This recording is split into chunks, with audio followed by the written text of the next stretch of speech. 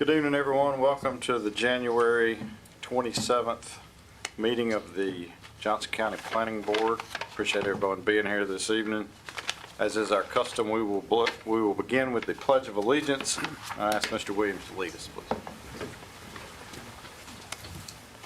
I pledge allegiance to the flag of the United States of America and to the republic for which it stands, one nation, under God, indivisible, with liberty and justice for all.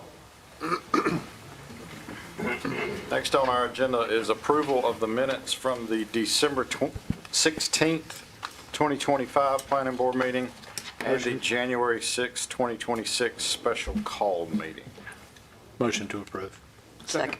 Motion to approve by Mr. Sasser, second by Ms. Howard. Those in favor say aye. Aye. Opposed? All right, those minutes are approved. Next on our agenda are subdivisions. I'll remind everyone that the vast majority of land in Johnston County is zoned agricultural residential, which means you can farm it or build houses on it. As such, it's not the purview of this board to determine if a subdivision is appropriate for any specific location. It's only that it meets our codes and ordinances. Given that we are the final approval body for all subdivisions in the county, this is a quasi-judicial hearing, so we ask that all information that you present be competent and relevant to the situation at hand. And given that we are the final approval body, and this is quasi-judicial, I will need everyone that plans to speak regarding a subdivision to be sworn in. So if you're going to speak in for, against, you just got questions about, if you'll please stand and raise your right hand. You swear that the information you're about to provide is the truth, nothing but the truth. This is your solemn affirmation. I do. Thank you. The first item on our agenda, Johnston Tract, Pleasant Hill Church Road, has asked to be tabled until the February 17th meeting. I'll entertain a motion as such. Make a motion. Second. All right, I got a motion to table by Mr. Crenshaw, a second by Ms. Howard. All those in favor say aye. Aye. Opposed? All right, that will be heard at our February 17th meeting. I did fail to note, just for those that may be here for case 25-14, that's a rezoning case, but 25-14 has been withdrawn. So if you're here for that case, that will not be heard this evening. Next on our agenda is Woodruff Landing. Mr. Chairman, Yes, ma'am. I need to be recused. Okay, need a motion and a second to recuse Ms. Howard for this case.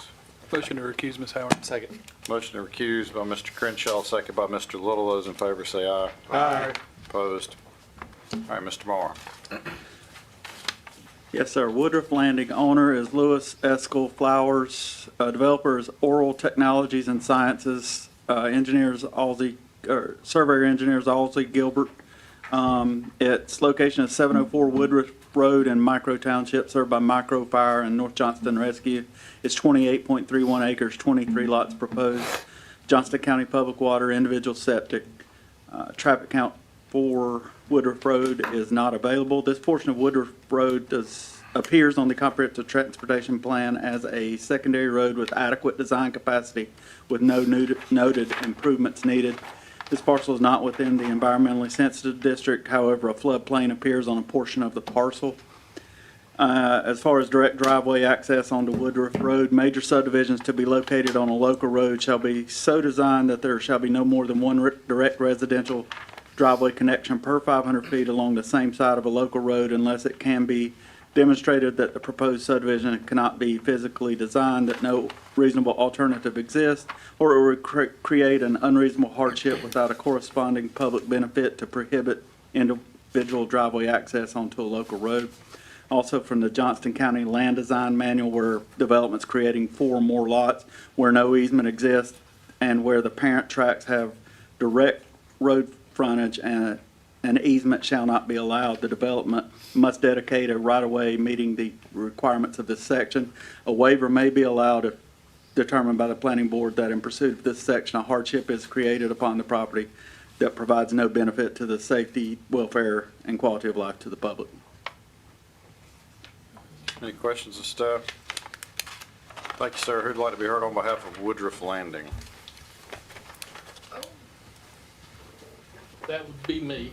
Aussie Gilbert, 442.5 East Main Street in Clayton.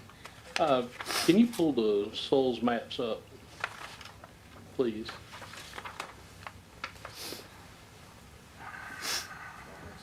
You don't have soils map? I didn't know if y'all could bring up GIS on it. Anyway.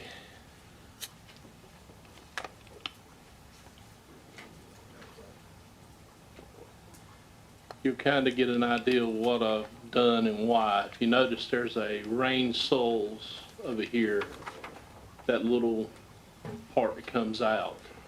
So it kind of left a little portion up at the front that's kind of hard to get to. Although it is a cleared field, I don't see how they cleared it. It's wet, very wet. And you can see it right there. And there's an old pond and stuff that was in the woods, but it's long since dried up.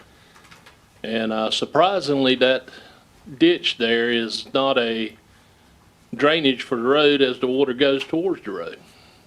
So, and there's not a pipe there under the road. It goes down and then crosses under the road. You'll see where the little nick up is on the topo. There's a 24-inch pipe there that the engineer's gonna need to really look over when he starts his design. It's in the two lots that are sitting off to the side. One's a pretty good sized lot, about 6 acres, I can't remember exactly, and then two, I put a joint driveway on them. They're down here at the woods on the far end. So I just put a road on the end and access these two lots up front from existing road. As far as any easements, the lots that are cut out were done, one of them was done by Mr. Shook. That was pre-1976. So I think that's when he passed away. And Billy Carnegie did cut one of the lots out, and then Ragsdale did the other one. And they all share a lot or driveway, and the lot in the back has a 12-foot easement, which I went ahead and provided along the path, a 30-foot for it, to kind of help it out. Just because, I mean, my God, he's got a 12-foot easement along a path. Why not help him out? So that's the only reason why I did an easement back to that. I extended one that Billy Carnegie did on his lot. He extended a 30-foot all the way up to the lot, so I continued it on back to the existing lot in the back. That's the only reason why those easements exist, because it's already there. As far as the two lots, can you pan down right quick?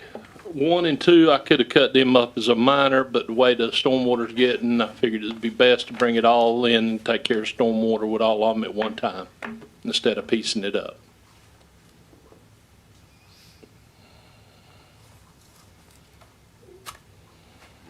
And it has a shared driveway. So 1 and, okay, I get you. 1 and 2's got a shared drive. Yes, sir. Then, that's a drainage, drainage easement on the backside of 3 through 6. Yes, sir. I got those And as a ditch. there was an existing easement that was serving some properties back there. You just extended it back. I guess he's landlocked in the back? He's got a 12-foot easement. His deed calls for a 12-foot easement. It's kind of ambiguous. It just says leaving the, But it came down that corridor. yeah, it came down that corridor, and it just says dense 12-foot to the road along an existing path. And I went to the existing path and put 15 each side. And went ahead and instead of 12, gave him a 15 or 30, which 20 is all you got to have in the county. But Billy Carnegie had already done the 30 on Plat Book 82 something. And so I just extended the 30 all the way back to his lot. Those were existing easements. Yeah. And lot 21 already has an existing house that uses that same easement also. Okay. And then the next one looks like it's I would guess the frontage from that easement to the next drive, the 22-23 shared drive is probably 500 feet. It's not quite 500 feet. It's, I tried to space them out. The one between 1 and 2 is, and the main driveway is 500 and something feet. Yeah. I'm more than 500 to 1 and this 2, one, but I've got that existing easement there that's already there. I I have nothing else I can do with 22 and 23 at the very far end. Thank you. Any other questions? Thank you, sir. Anyone else like to be heard as it relates to Woodruff Landing? Bring it back to staff. Staff recommendation was denial due to the lack of required driveway separation on Woodruff Road and lots 1, 2, 22, and 23 not being served internally and having direct access to a local road.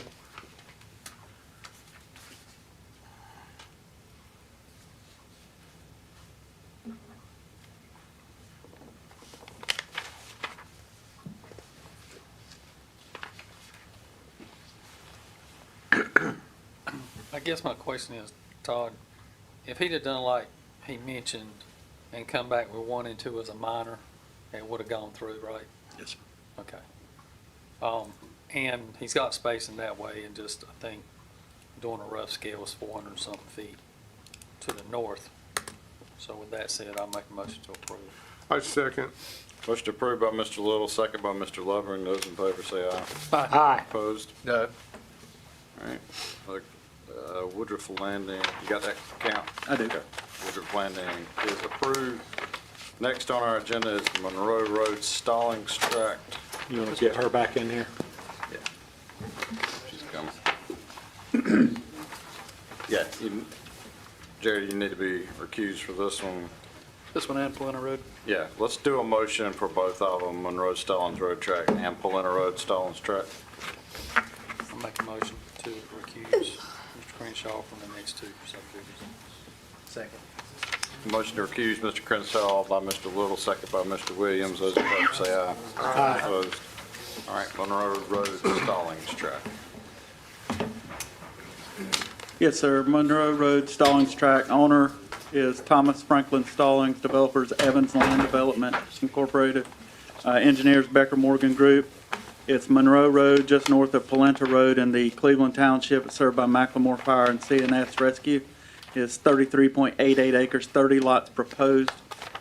Individual septic, Johnston County Public Water, traffic counts not available for Monroe Road. This portion of Monroe Road appears on the Comprehensive Transportation Plan as a secondary road with adequate design capacity with no noted improvement needed. Most of this parcel is within the environmentally sensitive area, however, no floodplain appears on the parcel. A reverse frontage buffer is required for all lots backing up to Monroe Road.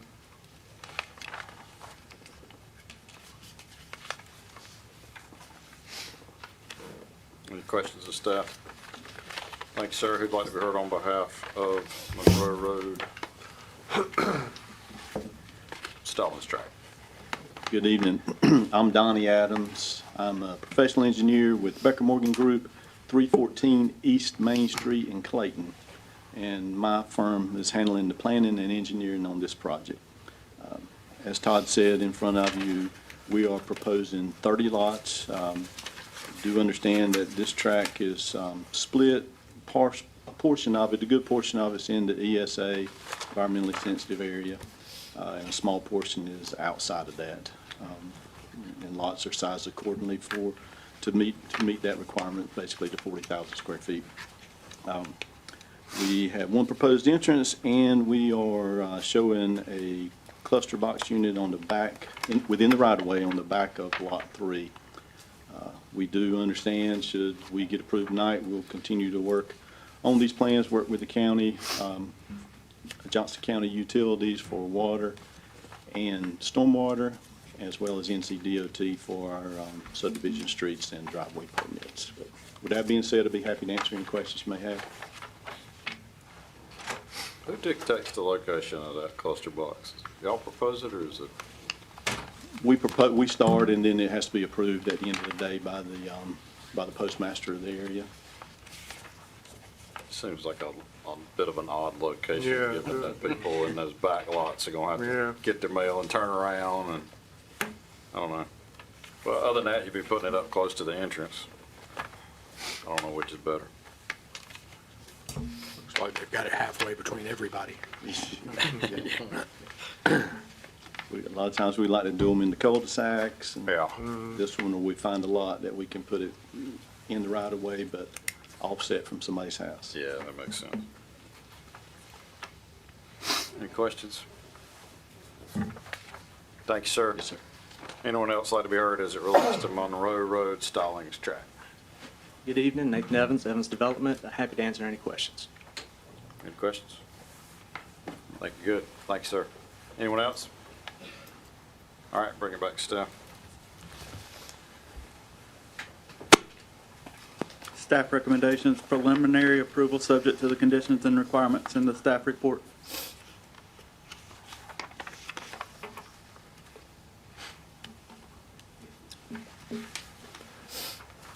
I make a motion to approve. Second.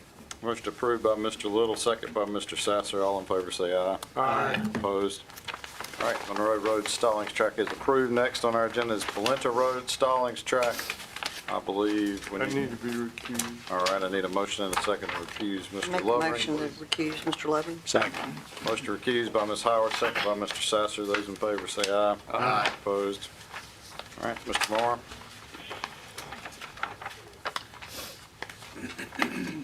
Okay, Palentro Road Stallings Tract, owner is Thomas Franklin Stallings, developers Evans Land Development, Inc., engineers Becker Morgan Group. Its location is 1400 block of Palentro Road at Monroe Road in the Cleveland Township, served by Macklemore Fire, CNS Rescue, 32.03 acres, 31 lots proposed, Johnston County Public Water, individual septic, traffic count 4. This road's not available. This portion of Polenta Road appears on the Comprehensive Transportation Plan as a secondary road with adequate design capacity with no noted improvement needed. A reverse frontage buffer is required for Lot 27 backing up to Polenta Road.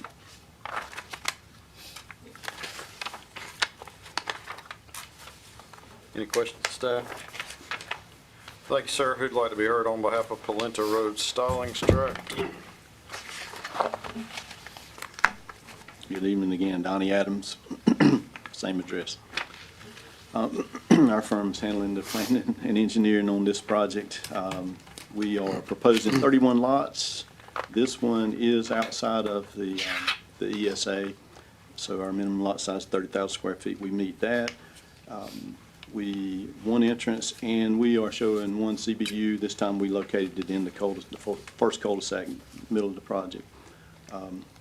Same as before, should we get approved, we realized we were going to continue to work on the project, work with Johnston County Utilities and NCDOT for appropriate permitting process.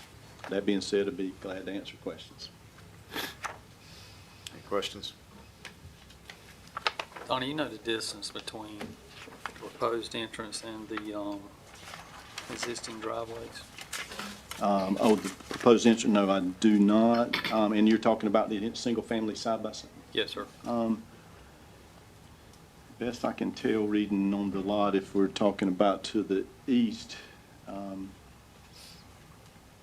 tangent part's 110 feet, so center to center, my speculation is 150-ish, give or take, 175.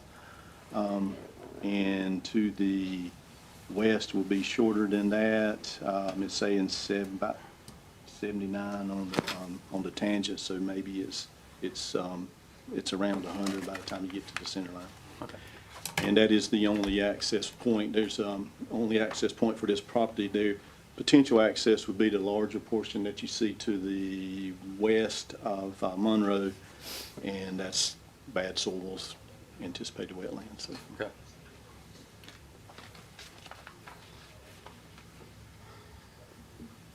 Other questions? Thank you, sir. Anyone else like to be heard as it relates to Polenta Road Stallings Tract? Nathan Evans, Evans Development. One thing I would like to say is the two single-family homes, when you come into Monroe, that we kind of wrap around. That front on Polenta, that's the Baker and Best family. The Best family is actually the daughter and son-in-law of the Bakers. They are here tonight, and I have offered, we've met in my office, and I've offered to sell them as many lots around their property as they'd like to get whenever we're recorded. And I just want to say that on public record because I told Mr. Baker I would. Other than that, I'm happy to answer any questions. Thank you, sir. Anyone else like to be heard as it relates to Polenta Road Stallings Tract? Yes, ma'am. Yes. Give us your name and address, please. Danielle Gruber, 131 Plantation Road. I am part of the subdivision that this is going to be adjacent to. And as a community, I went around today and I got some signatures of people that were not able to be here tonight because we have some really big concerns about a few things. And I want to talk about general concerns, and I want to also talk about my property concern that I have. As you know, Cleveland High School is on this road, and we have a lot of inexperienced drivers on that road. And there are a lot of accidents that happen on that road. And the traffic impact studies that are not the impact studies, but the daily travel studies that I looked at, there wasn't many that were directly in front of Cleveland that I could find on the North Carolina Department of Transportation. But as you turn from Cleveland onto Polento, there was 2,500 vehicles per day, and that was back in 23 that they did that study. And then when you're looking at like Sunny Road, which is a little bit down from Polenta and Raleigh Road, there was 10,000 vehicles in that area. And we also have at Matthews and Polento a recreational park going in that is going to have ball fields, that is going to also have an amphitheater. And if you live in that area, you know when they have football games and when they have games like that just at the high school, how backed up that road gets. And from what I saw at the NCDOT with the daily travel, there was nothing that I found at that intersection there.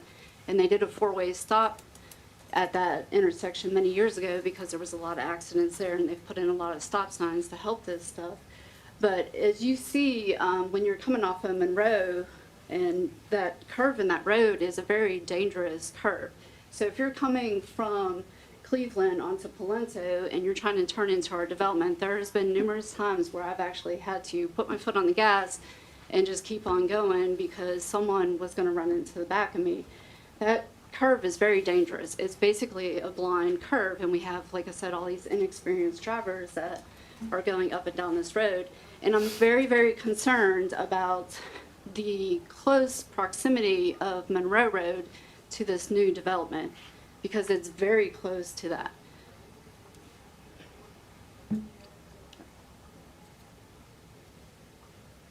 And we're also talking about the impact of the natural environment back there. I mean, there's lady slipper orchids that are back there. You've got all the wildlife that is going to be displaced or destroyed, and I know that is not part of your requirements when you're looking at approving a development.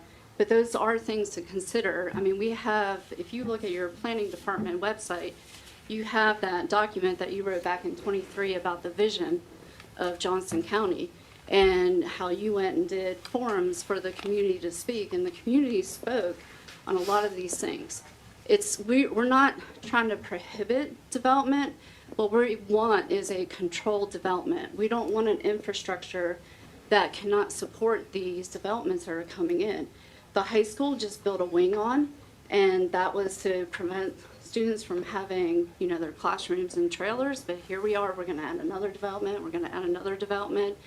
They had to redo the 4042 area, and that was, you know, a very big project. And I just feel like what we're doing here in this county is, yes, we're progressing, but we're not thinking about the infrastructure. We have sewer infrastructure problems, we have water infrastructure problems. And why is that not being addressed before we keep approving property after property after property? And that's my general concerns. And I think a lot of people in the community, when I talked to them today and talked to them over the last couple of weeks, that is some of our biggest concerns. My concern with my property, I am at the ends at 131, and I think it's property number 15 on there, is the land slopes in the development from Polenta Road down in our development towards my area. There is actually a ditch in the woods that is about 3 houses up from me that's probably about 3.5 feet deep and probably about 3 feet wide. Now, when I moved into this property in 2009, there's also a ditch that is about 15 feet from my property line. Did not know why it was there until we got a really torrential downpour rain. And now I see that that area, the rain flows that way. And it also, from the farmland, when they planted the pine trees, it also slopes back towards my area. And my leach field for my sewer, for my septic, excuse me, is in the back of my property. And when I went out and looked at where they surveyed the property, measuring from the lean-to on the back of my garage to where the new property line is going to be 53 feet from my house. And when they did the core samples back behind my property that they flagged with the blue flags, I noticed that there was not a blue flag close to my property line. It's actually probably about 150, I would say about 150 feet from my property line. And from that place to my property line is where it sits very low. And my next door neighbor, he has issues too with the flooding that goes in there. But after his house, there's a very large ditch that they put in to help with some of the water runoff. So I'm very concerned about that. And also, you know, we have had that privacy in that property, that natural area in that property, and what's going to happen when they start developing. I mean, not only are we going to have noise pollution when the development happens, the light pollution, the runoff as they're clearing land and so forth. I would like to know how that's going to be addressed. Is there a request that we can put in for berms to be built to help prevent that stuff? Because I don't want something to take away from my property and from the value of my property because of a development that was put in there that I feel like it's a very odd-shaped plot that is behind my property as well. It's a triangle shape for that. We'll see if we can get some answers to some of your questions, but any other ones? I mean, I would also like to know if there's a possibility that I could buy some land as well to help with some of that Okay. buffer. We'll defer to the developer on that one, Okay. but we'll see if we can get some questions for answers to some of those questions you posed. Okay. Any questions? Yep. Thank you, Thank you for ma'am. your time. Anyone else like to be heard as it relates to Polenta Road Stallings tract? Yes, ma'am. I'm residents of 120, Jessica Moore, residents of 121 Plantation Road, in agreeance with the property owner of 131 Plantation Road. Also have, you know, concerns. This has been 35-plus years of, since our development was built. So it's been definitely a privacy buffer between what could be proposed. One of my main questions for the developer is, are you going to leave any type of buffer between the backs of our property line and the property line of the proposal of the new subdivisions? Or will it be completely cleared? Second question is, for the proposed subdivision, is it going to have an HOA that is a paying homeowners association? And then I'm not gonna, I mean, she covered a lot of my concerns, just as a property owner along that road, and of just another concern for myself is the store, the drain off from the rain. You ride down that road right now, there's standing water on the road itself, there's standing road, there's water standing within the properties of the homeowners.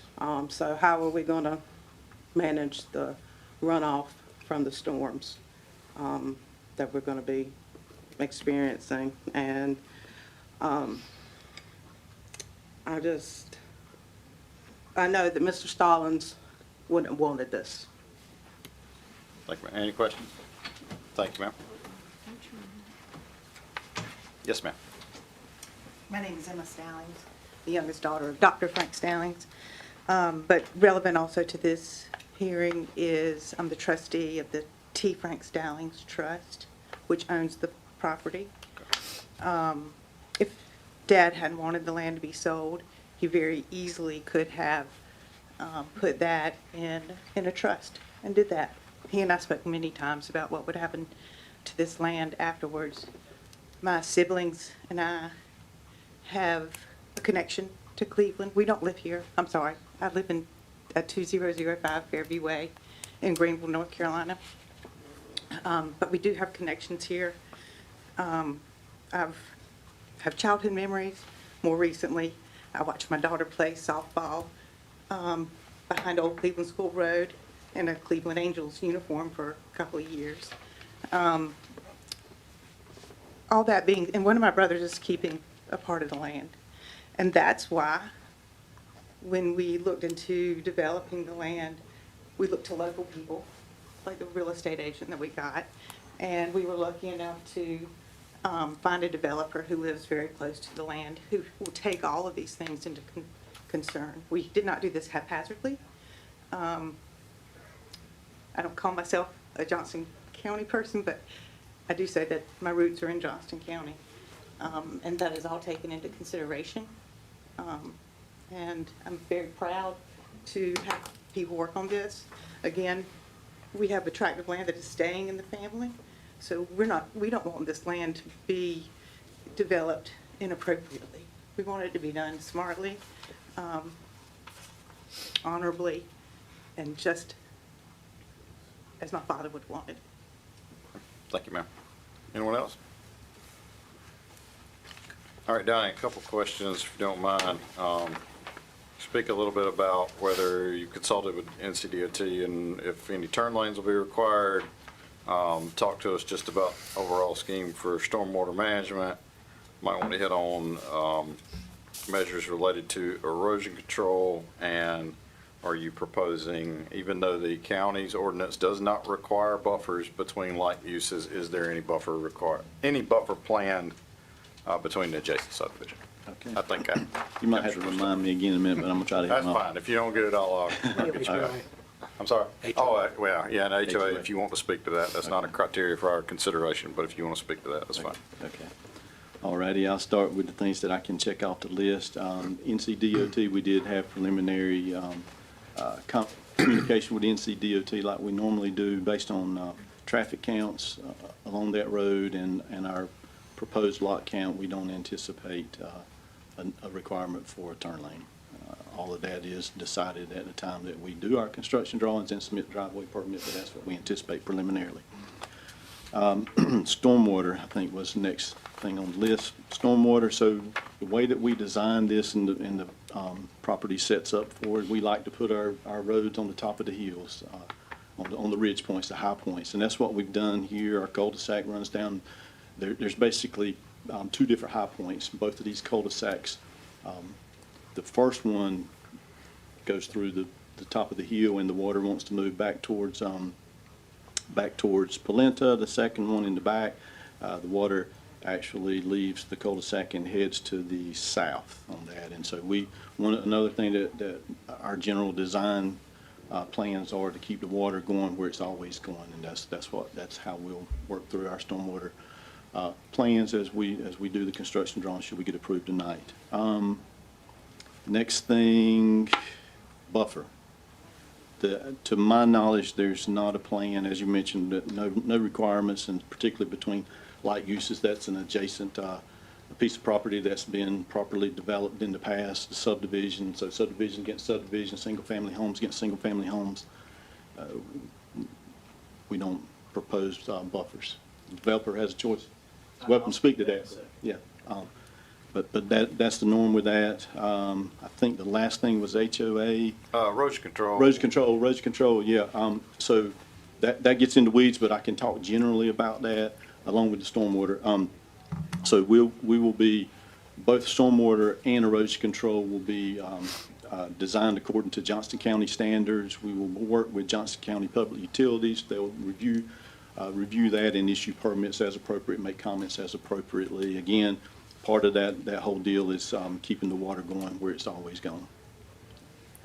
Yeah, and then HOA. And then the HOA, and then Nathan may want to speak to that, but my understanding is HOA will be in place as required. Okay. Thanks, sir. You want to say? So I understand that I don't have to speak to some of these things like the HOA, but I like to because I like to give the neighbors peace of mind. And forgive me, I'm not going to face you guys that spoke.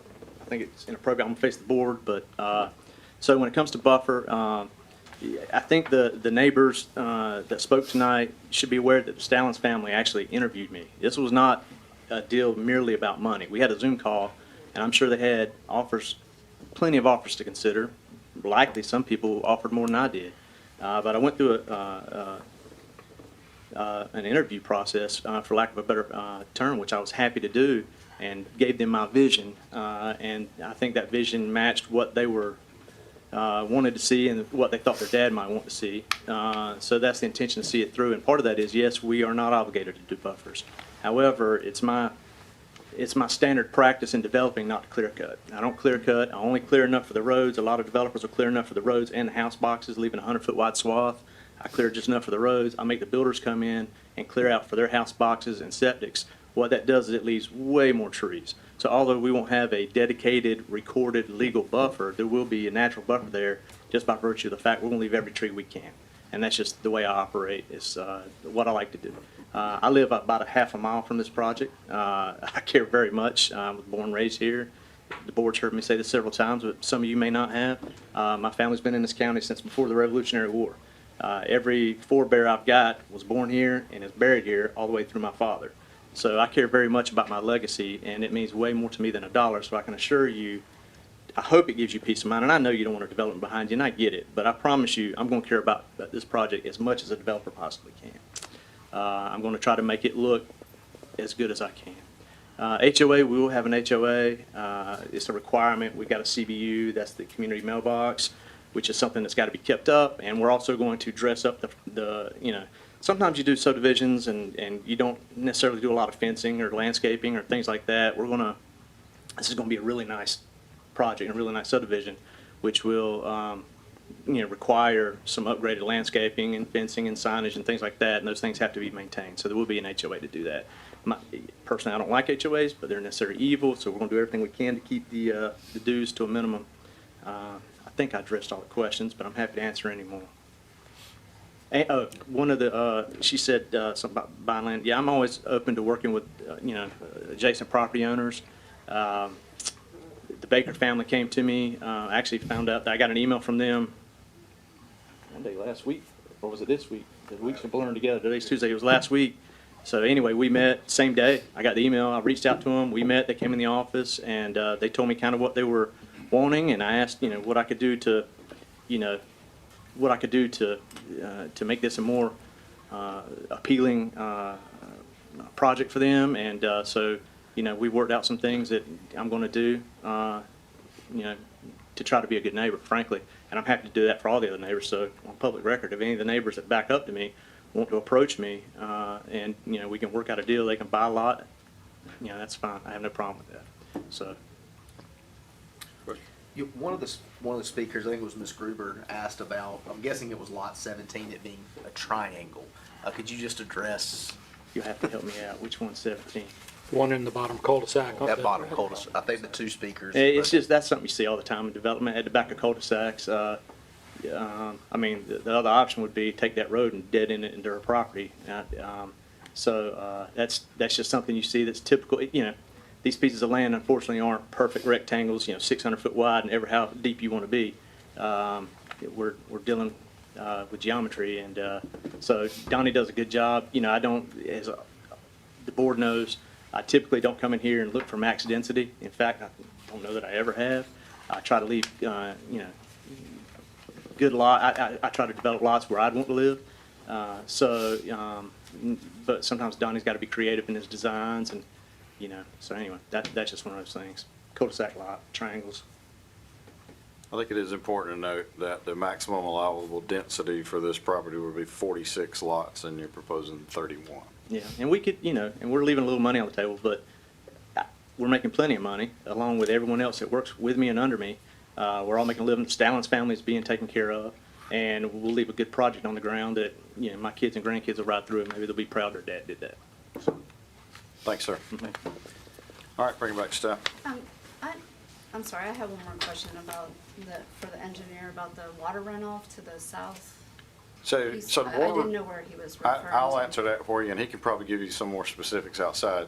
So erosion control and stormwater runoff is governed by the county and the state. So there are state regulations, there's county regulations that deal with how that water has to be directed, the amount and intensity. You actually cannot, statute, create a greater amount, no, excuse me, intensity of runoff. There can be more, but it cannot be any more intense than it currently is now. So all of that is regulated by the county, by the state, and is dealt with after this approval. They've not gotten to the point of engineering at a preliminary plat level to have all of the specifics worked out, but the county deals with that. So if you've got some specific questions, I think we've got testimony that says this has been, at least to this point, designed in accordance with the county standards. I'm sure Donnie will be more than happy to talk to you about any specific nuances of that specific area. And then once this begins through that process, you're more than welcome to contact Public Utilities at the county, and they can answer any questions about the process or this specific project that you have.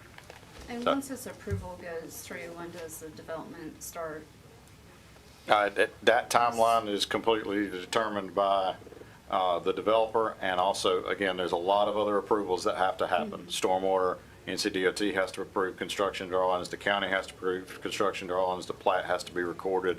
I mean, there are many, many months to go in this design and approval process before dirt is ever turned on a subdivision. Thank you for your questions. Yeah, thank you. Mr. Moore? Staff recommendations, preliminary approval subject to the conditions and requirements in the staff report.